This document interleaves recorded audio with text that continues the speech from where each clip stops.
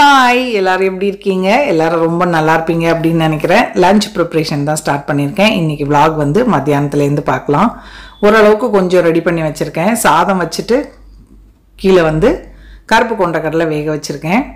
So இன்றைக்கி வந்து கருப்பு கொண்டக்கடலை வச்சுட்டு சிம்பிளான ஒரு குருமாவும் கீரை பொரியலும் தான் செய்ய போகிறேன். காலையிலே வச்சு விட்டுட்டேன். ரைஸ் மேலே வச்சுட்டு கீழே வந்து கொண்டக்கடலை கொஞ்சம் உப்பு போட்டு வேக வச்சுருக்கேன். ஸோ கொண்டக்கடலையை வந்து வேறு எதுக்கு மாற்றிட்டு பாத்திரத்தை கழுவ போட்டுடலாம். அந்த ரைஸ் குக்கரையுமே தூக்கி அதோட இடத்துல வச்சுட்டோம் அப்படின்னா இங்கே பிளாட்ஃபார்ம் கொஞ்சம் ஃப்ரீயாக இருக்கும். ஏன்னா மிக்சிலாம் யூஸ் பண்ணணும் இல்லையா? அதனால் சமைக்கிற நேரம் போக எடுத்து யூட்டிலிட்டி ஏரியாவில் இருக்க ஷெல்ஃபில் வச்சிருவேன் அதை. ஸோ இப்போது தேங்காய் சில்லு எடுக்கணும் இந்த குருமா பண்ணுறதுக்கு.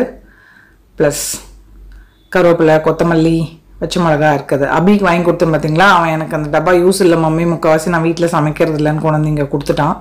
அதனால் சரி நம்ம ஸ்டோர் பண்ணிக்கலாம் அப்படின்னு வசதியாக தான் இருக்குது. ஸோ நேற்றே தேங்காய் கட் பண்ணி ஃப்ரிட்ஜில் வச்சுருந்தேன். கொஞ்சம் எடுக்கிறதுக்கு ஈஸியாக இருக்குது ஃப்ரிட்ஜில் வச்சா. யாரோ நம்ம சப்ஸ்கிரைபர் தான் சொல்லியிருந்தீங்க. ஸோ தேங்காய் வந்து முதல்ல துருவி எடுத்துக்க போகிறேன். இது பார்த்திங்கன்னா கொஞ்சம் வந்து குருமாக்கு வதக்கி அரைக்கணும், கொஞ்சம் கீரைக்கு. அதனால் பெரிய முடியாக இருந்துச்சு, முக்கால்வாசி எடுத்திருக்கேன். சின்ன தேங்காய் அப்படின்னா ஒரு அரை முடி ஃபுல்லுமே இது பண்ணிக்கலாம். ஸோ இது வந்து பார்த்திங்கன்னா கீரை பொரியலுக்கும் இந்த குருமாக்கு மசாலாக்கும் வேணும். ஸோ பாக்கி ஐட்டம்ஸ் எல்லாம் ரெடி பண்ணிக்கிறேன். கொஞ்சம் இஞ்சி கட் பண்ண வேண்டியிருக்கு, வெள்ளைப்பூடு, அப்புறம் பல்லாரி வெங்காயம் கீரைக்கும் குருமாக்கும் ரெண்டுத்துக்கும். ஸோ கடகடன்னு அதெல்லாம் உரித்து எடுத்துகிட்டு இஞ்சி அப்புறம் பூண்டு வந்து அந்த கல்லில் தட்டி எடுத்துக்க போகிறேன். பேஸ்ட்டு சேர்க்காமல் கடையில் வாங்கின பேஸ்ட்டு தான் இருக்குது. அது சிஎஸ்டி கேன்டீன்லேருந்து வாங்கிட்டு வந்துட்டாங்க 2 பேக்கெட், நிறையவே இருக்குது. சில இதுக்கு வந்து ஃப்ரெஷ்ஷாக சேர்த்தா தான் வாசனையாக இருக்கும். அதை காலி பண்ணணுமேனு சில டைம் வந்து ரெடிமேட் இது யூஸ் பண்ணிப்பேன். எனக்கு பர்சனலாக கடையில் வாங்குறது பிடிக்காது, அதில் நிறைய வினிகர் சேர்த்துருப்பாங்க. அதனால் முக்கால்வாசி ஃப்ரெஷ்ஷாக அரைச்சி செஞ்சுருவேன். எப்போயாவது அவசரமாக செய்யணுங்கிறப்ப மட்டும் அந்த கடையில் வாங்கினதை யூஸ் பண்ணிக்கிறது. ஹஸ்பண்ட் பையன் சில டைம் கடைக்கு போவாங்களா, நம்ம சொல்லாத சாமானியம் எதையாவது சிலது வாங்கிட்டு வந்து வாங்க. உங்கள் வீட்லேயும் அப்படி தானான்னு கமெண்ட்டில் சொல்லுங்கள். ஸோ அதை வேஸ்ட் பண்ண முடியாதுங்கிறனால யூஸ் பண்ணிப்பேன். ஸோ வெங்காயம் காலையில் அவல் உப்புமா பண்ணியிருந்தேன், அதில் பாக்கி இருந்த பாதியை வந்து அந்த டப்பாவில் போட்டு வச்சுருந்தேன். அதுவும் ப்ளஸ் இப்போ ஒரு வெங்காயம் நல்லா பெருசாகவே இருந்தது வெங்காயம், அதனால் 1.5 வெங்காயம் தான் கட் பண்ணி எடுத்திருக்கேன். குழம்புக்கு ஒரு தக்காளி வேணும், அதையுமே கூட கட் பண்ணியாச்சு. ஸோ முதல்ல வந்து கடாயில் எண்ணெய் சேர்த்துட்டு குருமாக்கு தேவையான மசாலா வறுத்து அரைச்சிட்டு இதுலேயே அப்புறம் பொரியலுக்கு தாளித்து விட்டுடலான் இருக்கேன். கொஞ்சமாக எண்ணெய் சேர்த்துருக்கேன். சோம்பு, 2 கிராம்பு, ஒரு துண்டு பட்டை, கொஞ்சமாக கல்பாசி, நட்சத்திர பட்டை. ரொம்ப கரம் மசாலா வாசனை இல்லாமல் லைட்டாக இருக்க மாதிரி தான் செய்ய போகிறேன். ஸோ அதனால் கொஞ்சம் தான் எல்லாமே சேர்த்துக்கிறேன். ஏலக்காய் வந்து காலி ஆகிடுச்சு, ஃப்ரிட்ஜில் மொத்தமாக ஸ்டோர் பண்ணியிருப்பேன். அதுலேருந்து கொஞ்சம் இதில் எடுத்து சேர்த்துக்கிறேன். ஒரு ஏலக்காய் இது கூட சேர்த்துக்கலாம்.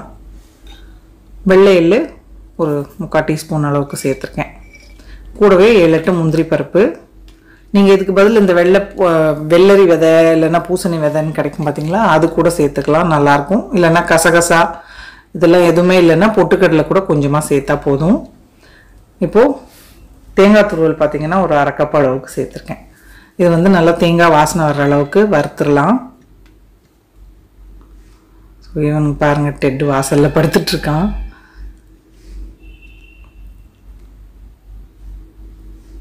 கொஞ்சமாக கருவேப்பிலையுமே கூட வதக்கிறதுல சேர்த்துக்கிறேன்.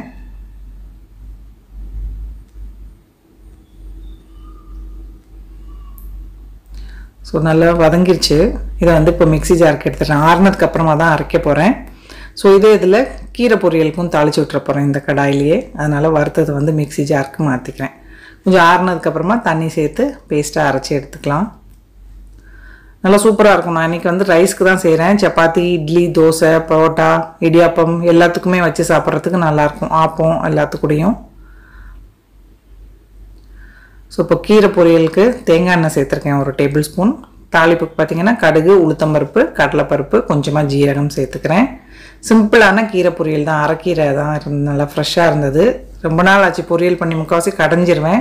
ஸோ இன்றைக்கே பொரியல் பண்ணிக்கலாம் அப்படின்ட்டு அது கூட 2 மிளகா வத்தல் கிள்ளி சேர்த்துருக்கேன். கொஞ்சமாக கருவேப்பிலையும். ஸோ இது கொஞ்சம் நல்லா பொரிஞ்சதுக்கப்புறமா வெங்காயம் சேர்த்துக்கலாம். உங்களுக்கு பூண்டு தேவை அப்படின்னா இஞ்சி பூண்டு கூட பொடியாக கட் பண்ணி சேர்த்துக்கலாம். நான் அது குருமாவும் ஏற்கனவே இஞ்சி பூண்டெல்லாம் சேர்க்குறதுனால இது சிம்பிளாக தான் செய்ய போகிறேன். பிரேக்ஃபாஸ்ட் முடிச்சுட்டு கீரை க்ளீன் பண்ணி அலசி எடுத்து வச்சுருக்கேன். ஸோ இப்போது பொரியலுக்கு தேவையான உப்பு சேர்த்துருக்கேன். கொஞ்சமாக மஞ்சத்தூள் பேருக்கு கொஞ்சோண்டு ஒரு 2 பிஞ்ச் அளவுக்கு சேர்த்துருக்கேன். வெங்காயம் வந்து கொஞ்சம் கண்ணாடி பதம் ஆற அளவுக்கு வதங்கணும்.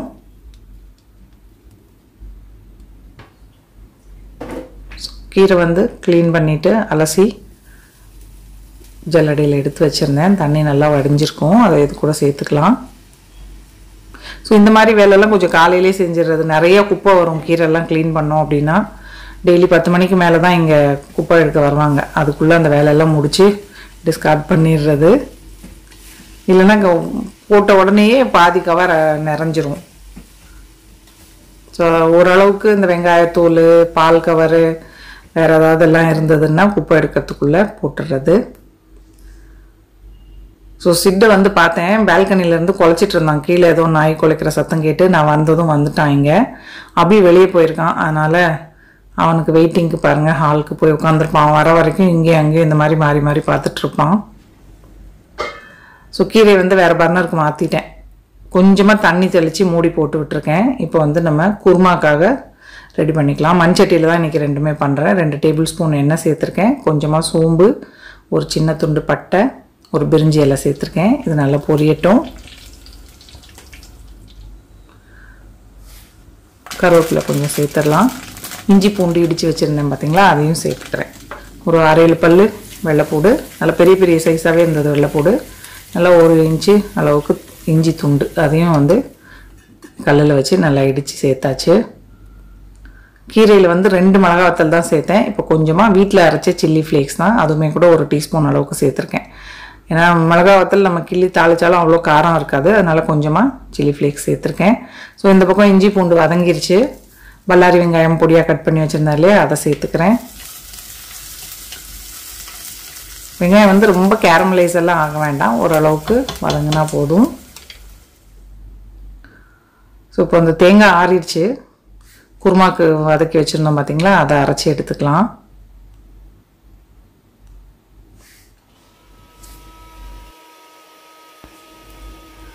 ஸோ அந்த பக்கம் வெங்காயம் வதங்கிட்டு இருக்கிறதுக்குள்ளே இந்த பக்கம் தேங்காய் அரைச்சாச்சு.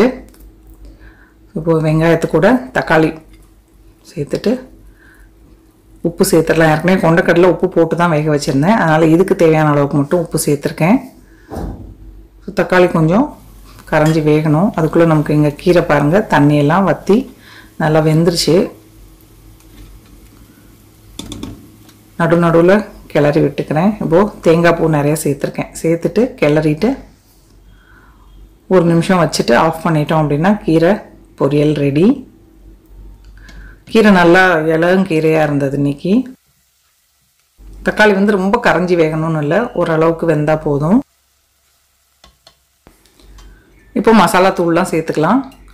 ஒரு 1/2 டீஸ்பூன் மஞ்சத்தூள், காரத்துக்கு ஏற்ற அளவுக்கு மிளகாத்தூள். நான் வந்து 2 டீஸ்பூன் அளவுக்கு மிளகாத்தூள் சேர்த்துக்கிறேன். இது பார்த்திங்கன்னா காஷ்மீரி ரெட் சில்லி பவுடர், நல்லா கலராக இருக்கும், காரம் வந்து கம்மியாக தான் இருக்கும். அதே மாதிரி 2லேருந்து 2 டீஸ்பூன் அளவுக்கு மல்லித்தூள் சேர்த்துக்கலாம். நான் இன்றைக்கி கரம் மசாலாலாம் சேர்க்கலை. உங்களுக்கு நல்லாவே ஃப்ளேவர் தூக்கலாக இருக்கணும் அப்படின்னா கரம் மசாலா சேர்த்துக்கோங்க. ஸோ அந்த மசாலா வதங்கினதுக்கப்புறமா அரைச்சி வச்சுருந்தோம் இல்லையா தேங்காய், அந்த பேஸ்ட்டை வந்து இது கூட சேர்த்துட்டு நல்லா ஒரு 2-3 நிமிஷம் எண்ணெய் பிரிஞ்சு வர அளவுக்கு வதக்கிடலாம்.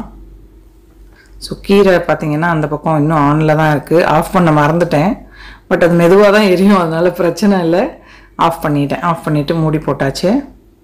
கொஞ்சமாக புதினா இலை சேர்த்துக்கிறேன். நல்லா ஃப்ரெஷ்ஷாக இருந்தது புதினா, அதனால் ஒரு 5-6 இலையை கிள்ளி அதுவும் சேர்த்துக்கிறேன். கூடவே வேக வச்சு வச்சுருந்தோம் பார்த்திங்களா, தண்ணியை வடிச்சிட்டு அந்த சுண்டலை சேர்த்து ஒரு 2 நிமிஷம் நல்லா வதக்கிடலாம். சுண்டல் வந்து நல்லா குழஞ்சி வேகலை இன்றைக்கி, லைட்டாக கொஞ்சம் அப்படியே முழுசாக தான் இருக்குது. நீங்கள் வந்து கொஞ்சம் குழைய வச்சு வேக வச்சுக்கோங்க. ஏன்னா நான் ரைஸ் கூட வச்சேன்னா, அதனால் ரொம்ப நேரம் வச்சோம் அப்படின்னா சாதம் குழஞ்சிரும். அதனால தான் வெந்திருந்தது, பட் ரொம்ப குழையலை. நல்லா வதக்குனதுக்கப்புறமா கடலை வேக வச்ச தண்ணி சேர்த்துருக்கேன். அதுவே போதுமானதாக இருந்தது.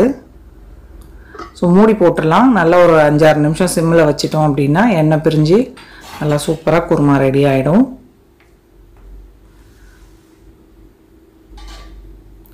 ஸோ டப்பாவை எடுத்து உள்ளே வச்சிடலான்னு மல்லி இலை இந்த ஸ்டேஜ்லேயே சேர்த்துட்றேன்.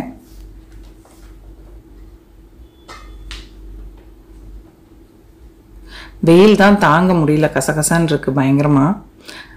முடியெல்லாம் வெளுத்துருச்சு, ஹேர் கலர் போடணும், அதுவும் பயங்கர சோம்பேறியாக இருக்கனால அப்படியே விட்டுருக்கேன். எப்போ மூடு வருதோ அப்போ தான் கலர் போடணும். பார்லருக்கு போனோன்னா 2-3 ஆயிரம் தீட்டிடுறாங்க பில்லு. நம்ம ஒரு 30 ரூபா கொடுத்து கோத்ரேஜ் இது வாங்கணும் அப்படின்னா நம்மளாவே போட்டுடலாம். ஸோ இந்த பக்கம் கொஞ்சம் எண்ணெய் இதெல்லாம் தெரிச்சிருந்தது, கையோடு அதையுமே அப்படியே துடைச்சிட்ருக்கேன். பொரியல் ஆஃப் பண்ணிட்டேன்னு சொன்னேன் இல்லையா, பொரியல் வந்து ரெடி. ஸோ இந்த மெட்டல் கிளாத் மாதிரி இருக்குது பார்த்தீங்களா, இது வாங்கியிருக்கேன். பாத்திரம் கழுவுறதுக்கு நல்லா தான் இருக்குது. இப்போ தான் 2 நாளாக யூஸ் பண்ணிகிட்ருக்கேன். செட் ஆஃப் 3 வந்துச்சு, அமேசானில் தான் வாங்கினேன். ஸோ சொரன்னு இல்லை, எல்லா பாத்திரமுமே தேய்க்கிறதுக்கு ஈஸியாக தான் இருக்குது. ஸ்க்ராச்சஸ் விழாது. நம்ம அந்த மெட்டல் ஸ்க்ரப்பரை வச்சு தேய்ச்சோம் அப்படின்னா ஃபுல்லாக ஸ்க்ராட்ச் ஆகிடுது. இது பார்த்திங்கன்னா நல்லா சாஃப்டாகவே இருக்குது. சிங்க்கு தேய்க்கிறதுக்கும் சரி, பாத்திரம் தேய்க்கிறதுக்கு எல்லாத்துக்குமே நல்லா யூஸ்ஃபுல்லாக இருக்குது. ஸோ கொஞ்சம் பாத்திரம் சேர்ந்துருந்தது, அந்த குழம்பு கொதிக்கிறதுக்குள்ளே கையோட கழுவிடலாம். இன்றைக்கி வந்து மெஷின் லோட் பண்ணல நான், ஏன்னா காலையில் பிரேக்ஃபாஸ்ட்டு சிம்பிளாக ஒரு கடாய் 2 பிளேட்டு தான், அவல் உப்புமா தான் பண்ணியிருந்தேன். அதனால் இப்போ இந்த சாதம் சனா வேக வச்சுருந்தேன், அந்த கீரை கழுவி வச்சது அது எல்லாத்தையும் அப்படியே கையோட கழுவி வச்சிடுறேன். மத்தியானமும் நிறைய பாத்திரம் இல்லை பாருங்கள், அதனால் ஸோ சும்மா நின்றுட்டுருக்க நேரம் அதை கழுவிடலாம் அப்படின்னு. ஸோ இந்த டேப்புமே நல்லா யூஸ்ஃபுல்லாக இருக்குது பாருங்கள். எப்படி வேணாலும் அது பாட்டுக்கு இந்த பக்கம் அந்த பக்கம் நம்ம டர்ன் பண்ணிக்கலாம். இதுவும் அமேசானில் வாங்கினது தான், ரொம்ப காஸ்ட்லியெல்லாம் கிடையாது. ஸோ இதுவுமே யூஸ்ஃபுல்லாக தான் இருக்குது. இல்லைனா நம்ம பாத்திரம் இல்லைனா ஒரு கிண்ணத்தில் பிடிச்சி ஊற்றணும். இதனா டேப்பை எந்த பக்கம் வேணாலும் எப்படி வேணாலும் பெண்ட் ஆகிடுது, அதனால் ஈஸியாக இருக்குது. இந்த கிளாத்துமே நல்லா தான் இருக்குது. இப்போ 2 நாளாக தான் யூஸ் பண்ணிகிட்ருக்கேன். துரு பிடிச்ச மாதிரியும் தெரியல, ஏன்னா சில இரும்புலாம் பார்த்திங்கன்னா துரு ஆகிடும். அப்படியே காய போட்டேன் அப்படின்னா டக்குன்னு சீக்கிரமாக காயவும் காஞ்சிருது. ரொம்ப நாள் யூஸ் பண்ணிவிட்டு அட்லீஸ்ட் ஒரு மாதமாவது யூஸ் பண்ணிவிட்டு எப்படி இருக்குதுன்னு சொல்கிறேன் நான், ஃபீட்பேக் அதுக்கு. ஸோ அவ்வளோதான், பாத்திரம் கழுவியாச்சு, கையும் கழுவிட்டேன். வேலை முடிஞ்சது அப்படின்னா சாப்பிட வேண்டியது தான். லேட்டாக தான் சமைக்க ஆரம்பித்தேன், கிட்டத்தட்ட 1:30க்கு மேலே அது பசி எடுக்க ஆரம்பிச்சிருச்சு. நல்லா குருமா வாசனை கமகமன்னு வருது பார்த்தீங்களா. ஸோ இதை முடிச்சுட்டு அப்படியே சாப்பிட்ற வேண்டியது தான்.